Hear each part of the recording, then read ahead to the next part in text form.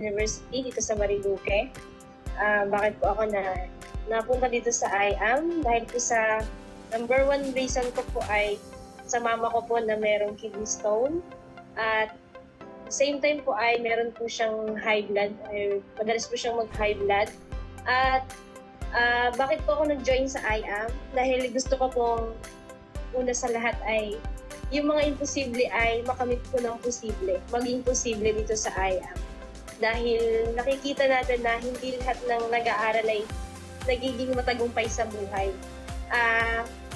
Number 2 ay gusto ko pong huli na gumaling na yung mama ko dahil po sa ating IAM Pure Organic Barley ay okay naman na po ngayon ang mama ko. And dahil din po sa IAM ay gusto kong makamit yung hindi makukuha mo sa labas. Yung hindi mo rin makukuha sa trabaho mo na dito ko naintindihan na kahit isang taon ka na o ilang taon ka nang nagtatrabaho by professional, hindi mo makukuha yung kayang ibigay ng IAM worldwide.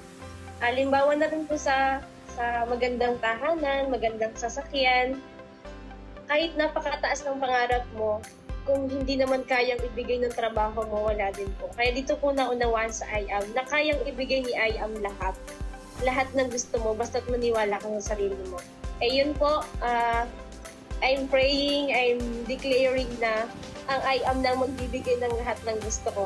And maging financially stable po yung family ko kasi po ako'y panganay sa aming magkakapatid.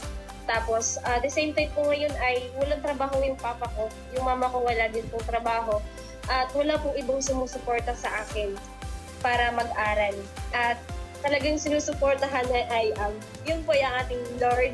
And pangalawa po yung IAM na nagiging part-time ko po ngayon. Bagamat marami pong gawain, at the same time po ako yung SK, ay ginagawa ko po yung pinakamabuti para, ayun, makamit ko po yung pangarap. Yun lang po. Thank you!